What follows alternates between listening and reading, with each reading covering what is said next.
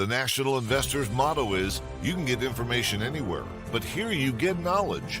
And for well over 40 years now, Chris Temple has imparted that knowledge, an unparalleled, understandable, and useful take on the big picture of the markets and of our world.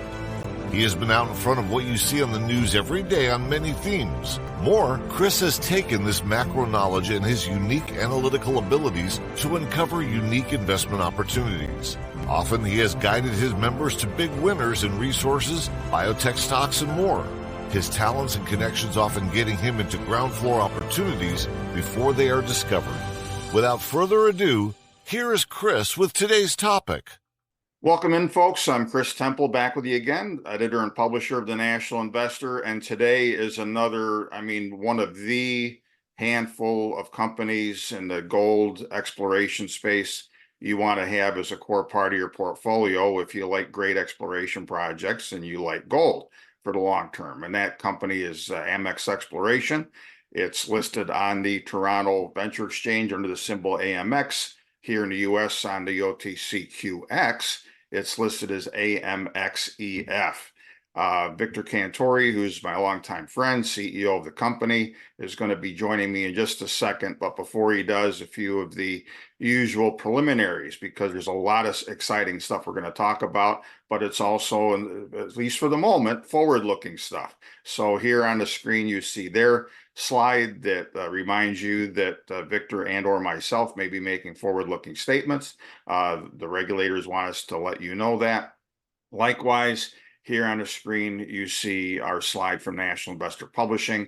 Amex Exploration for a while has been a recommendation of mine to our paid members at the National Investor, but from time to time, Amex and other companies will pay us to do some follow-on media work, copywriting and whatnot, of which this video is a part. So we want to let you know that we're compensated for this, but again, that well prior to that, on its merits, which you're going to learn a lot more about today if you don't know already.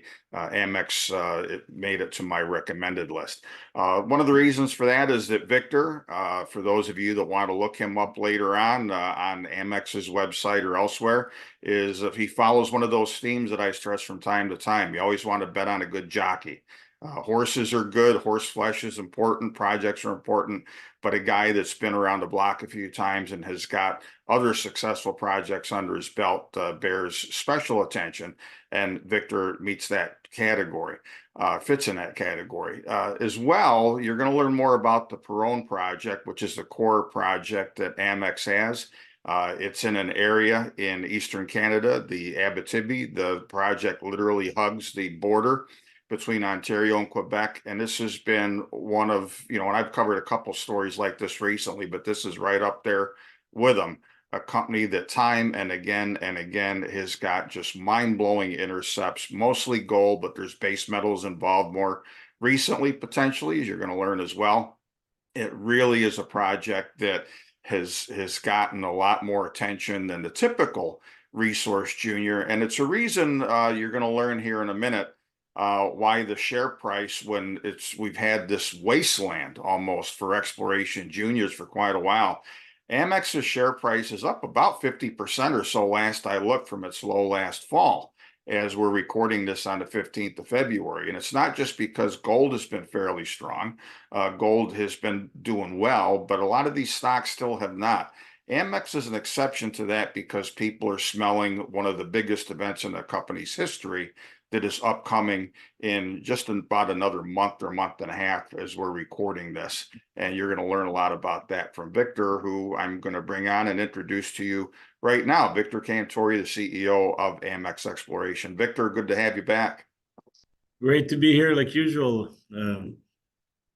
Well, you have got one of the, and I don't say this about everybody, as you know, but there's a couple of stories I've covered recently, you being one of them, that if you get, you got the fingers of one hand here, and Amex is one of them. If you're bullish long-term on precious metals, gold, but also base metals potentially down the road, if you want the best and premier projects that's going to get the attention of institutions, already has. It's going to get the attention of other larger mining companies.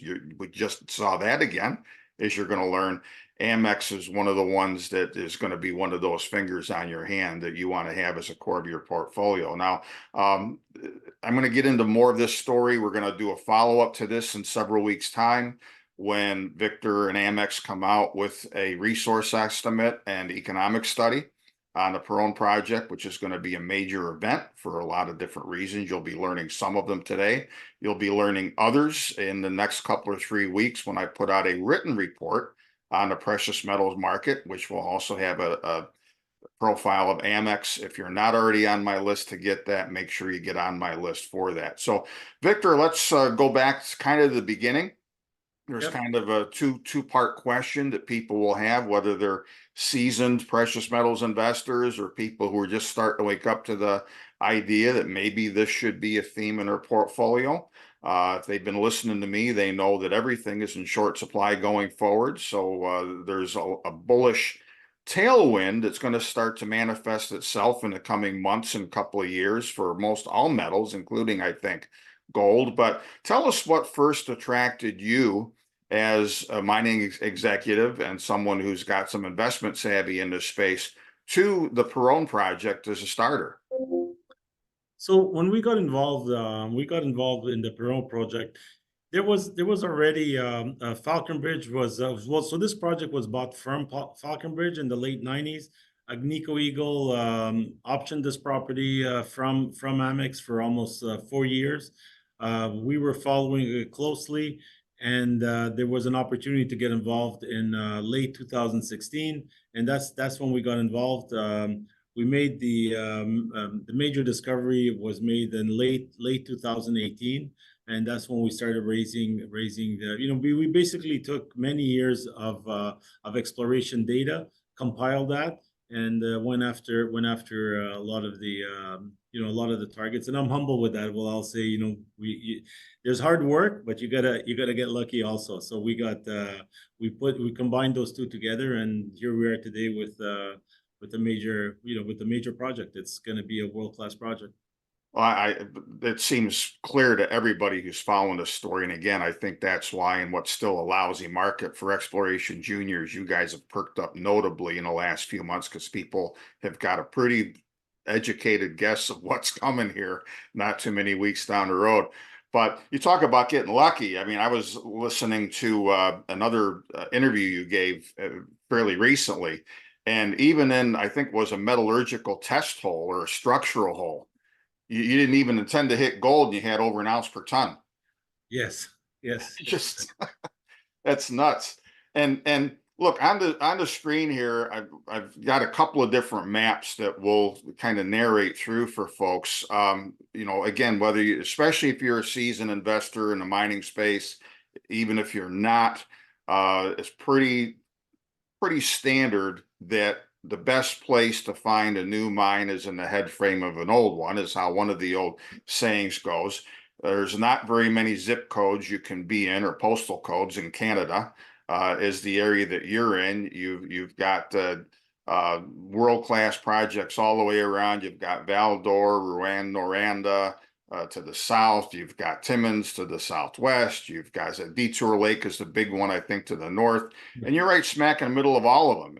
And what's remarkable, Victor, is that with the resource you're going to be putting out in not many weeks' time, and this is based on 400,000 meters, I think, roughly, of drilling that you've done, with one of the biggest and most aggressive drill programs on this continent in the last several years.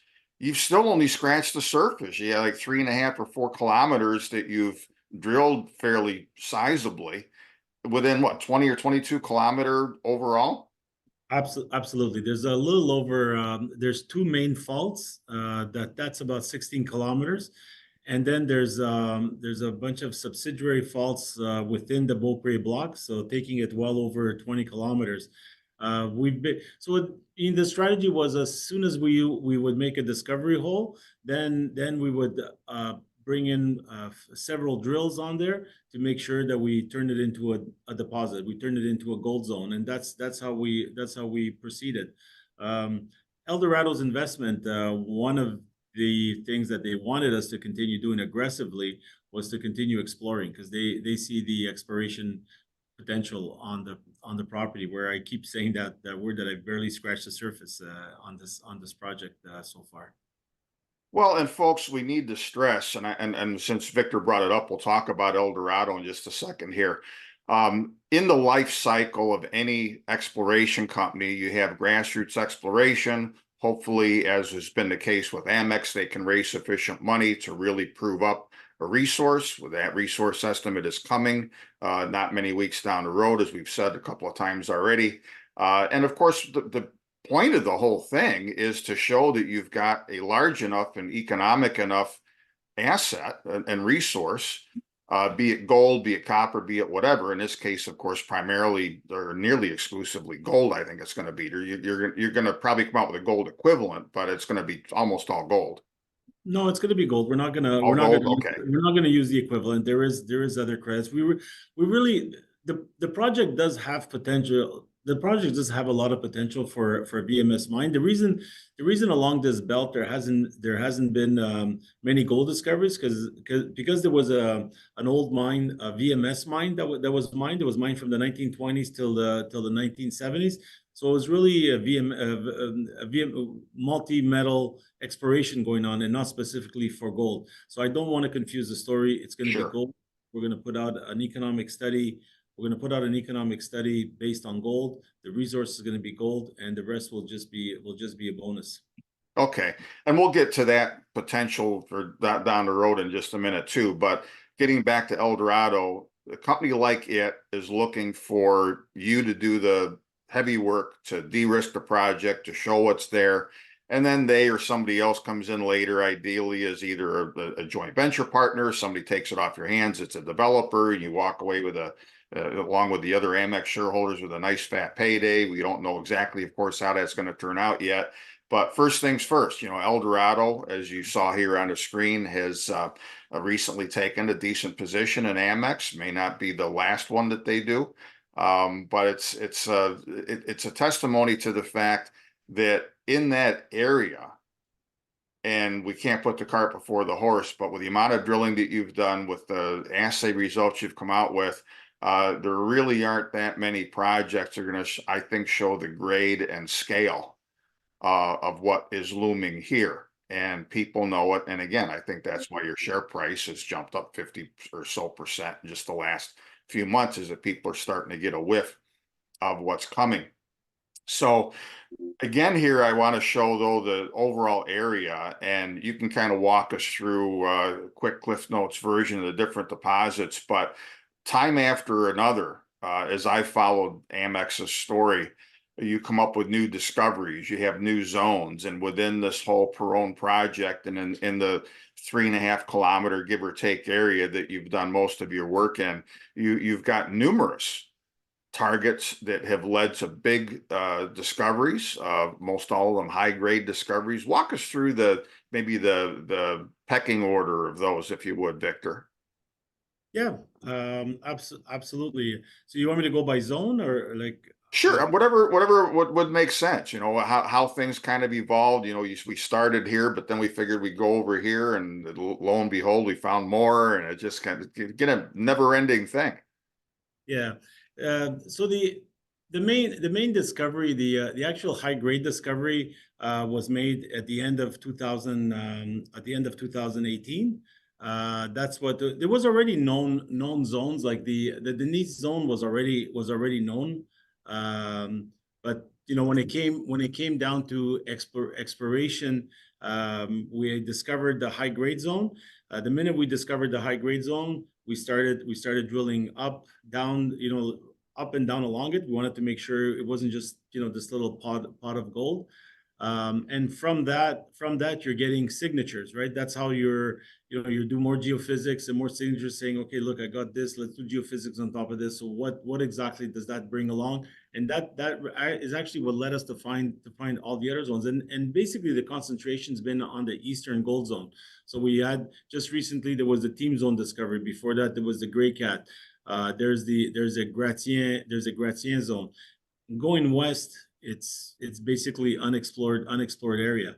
And unfortunately for the fire, there were fires, but those fires now, the government is doing reforestation in the area. So they've created roads places where we had to access it only by helicopter in the past. Now we can just drive there, and they've basically clear cut the area right now in order to regenerate the forest. So that's what's been happening over the years. When you look at we've drilled 400,000 meters.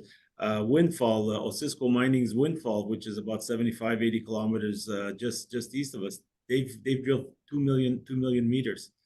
Oh, I didn't realize it was that much. Oh yeah. I wanted to. I believe they were probably the top project when it came to drilling. They no longer have that. They're at the economic study stage. I mean, they're advancing and developing the project. They're sitting with 7 million meters. So. Wild. That the story about the fires last year, which of course everybody followed that story of how bad the fires were in Canada during the 2023 season. And I remember you told me along the way that for a while you guys couldn't get in there and do any work. Then the fires dissipated and you were able to go in. And incredibly, they were, I hate to sound mercenary about it, a blessing in disguise in a way, because in that heavily forested area, it revealed a lot more to you guys as far as potential targets down the road and stuff like that. As you said, the province is cleaning things up. There'll be a few more roads in there and whatnot. So eventually that's that much more blue sky that's going to be easier potentially to realize for the company. I don't want to spend too much time on it, Victor, but you said that in the upcoming resource estimate, there will not be any credits for base metals or anything like that. This is all going to be gold, to keep that story straight. But you guys did a while back in the QF zone have some pretty nice polymetallic intercepts, and that's something that's potentially on the table for the future. And not surprisingly, because you're in an area that's not only storied for gold, but for a lot of these polymetallic and VMS deposits as well. You're what, how many clicks from Normetal and their old complex? Yeah, 4 kilometers. Yeah, you literally next to it, and that was a great base metals project. So give us just a little bit of an idea of what the future might be for the base metal exploration.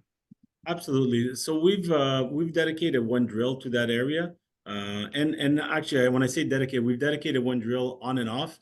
I really didn't want to confuse the story, and it is a copper rich discovery. So from time to time, we will release out, results from the copper zone or the copper rich VMS zone. When you look at Normetal, for example, they had 10 million tons with the 2% copper and then a bunch of other credits, gold, silver. 2% copper in today's market is pretty good when you talk about 10 million tons. And that's a huge number. It is a huge, and it's not just the tons. It's the fact that you have the smelter just an hour and a half away from there, and that makes a big difference, because you actually don't need a big deposit when you have a smelter an hour and a half away.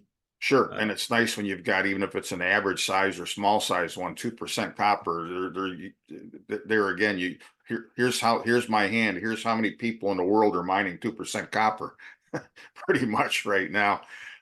Victor, last September, I think getting everybody prepped who has followed Amex and all of this drilling and all of these great results for quite a while now, you announced a pretty good boost to your team, your management team, focusing on people with technical and engineering skills for obvious reasons. You're about to put out, wrapping up all of this last several years of exploration and drilling, a resource estimate that I think is going to be a major wow moment for a lot of people. So tell us about your thought process in putting together that team, and then we're going to get into the characteristics, at least generally, as you can give them today, of the resource estimate coming. Absolutely. So in that, we formed a technical advisory team. There's 2 mining engineers. There's Pierre-Luc Richard. He's a resource engineer. So he was one of the resource geologist that signed the 43-101 at Windfall. So since there's a lot of similarities with those two deposits, I think it was very important that we brought him along. And Jacqueline Leroux, she's a permitting specialist for environmental and permitting. She's currently right now with Troilus on a full-time basis, doing environment and permitting for them.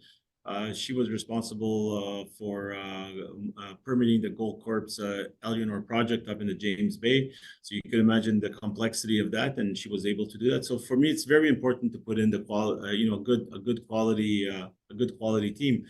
Jonathan Gagne, mining engineer, right now he's at the Greenstone project in Ontario. It's a $1.5 billion build that's coming out. They've pretty much been on time and on budget. So it's important to bring in quality people on your side. And again, you're doing that because you're about to release a resource estimate. It's something that I know for a while you were back and forth with, do we do it now? Do we wait?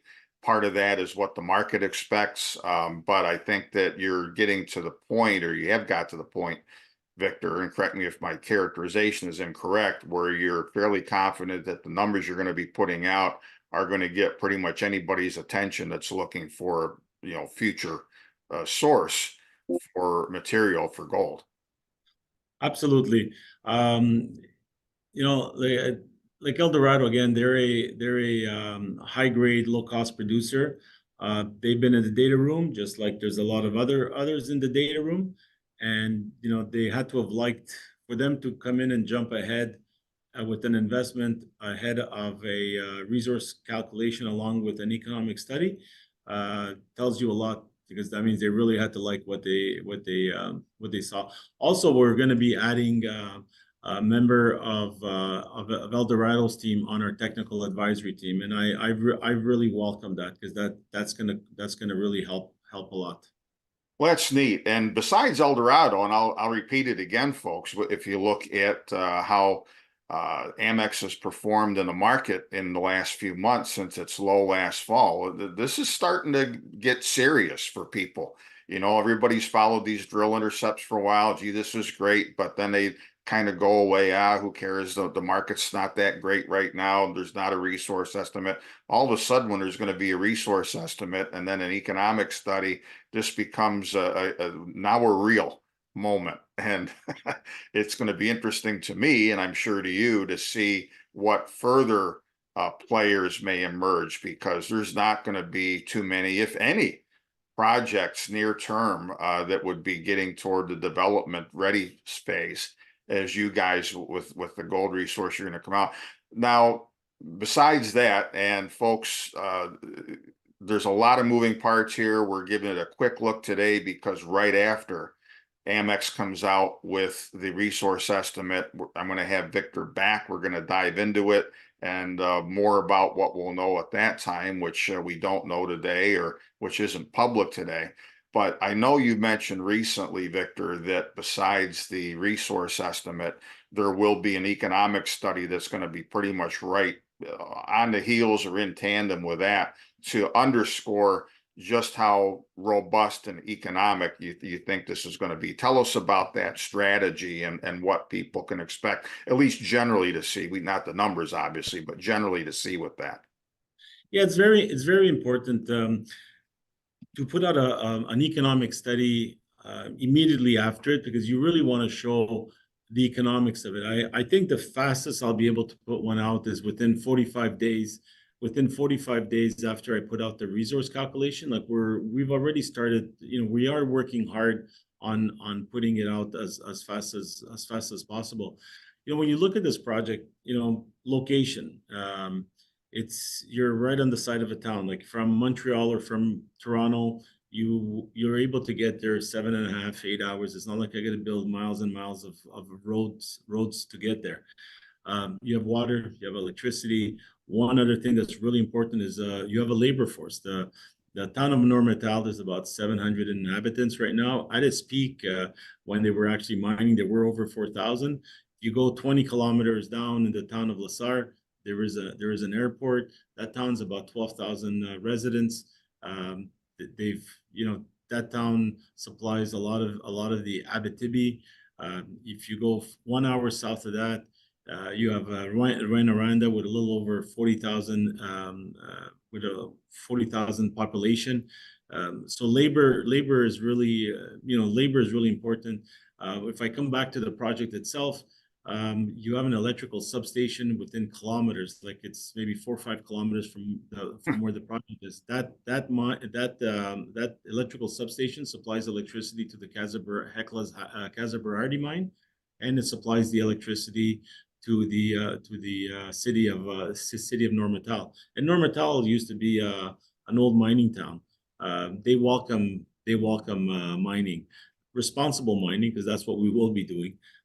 So putting together an economic study to show the viability of the project, because this is really, based on the results, when you're seeing these results that we've been putting out, this is going to be a high grade mine. It should be a high grade mine. And that's usually when you're talking about high grade, it should be low cost. And especially when you look at all the infrastructure around it that's already there. So I don't need to spend hundreds of millions of dollars to build roads. Right. A lot of it's there already. Well, I'm greatly looking forward to that. And folks, again, we're going to have Victor back to tie all of this up when the resource estimate is published. You'll be in between now and then getting more meat, a little bit more background on the company in my upcoming report on precious metals, which will contain a profile of Amex. Here again on the screen, if you're not on my mailing list already, make sure that you get on it. And make sure you spend some time at Amex's site as well. Follow them on social media, get on their mailing list. But folks, those of you especially listening who have followed the precious metals space for a while, especially if you follow the stocks, we all know, and we're all painfully aware, that there has not been a greater disconnect. I haven't seen it in 40 plus years. You've never seen it, Victor. There's not been a greater disconnect between the price of equities in this space. I'm not talking about, $5 million market cap, run-of-the-mill lifestyle companies that just continue on a wing and a prayer. I mean, it's substantial companies with substantial news and projects like Amex has got.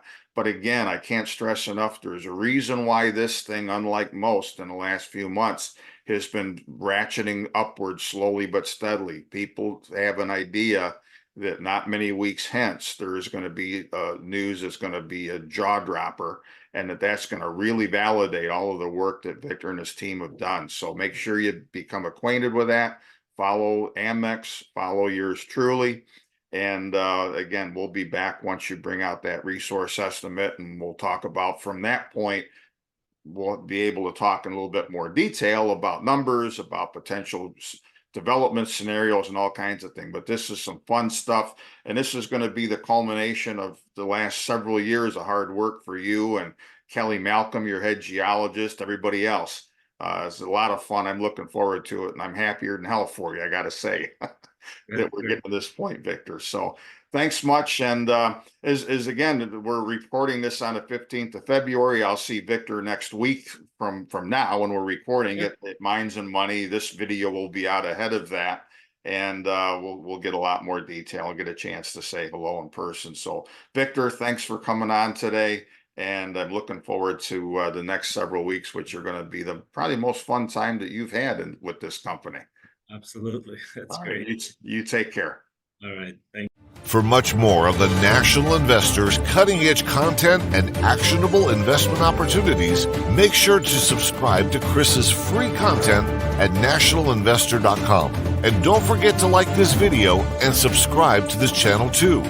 Thanks for tuning in, and we'll see you next time.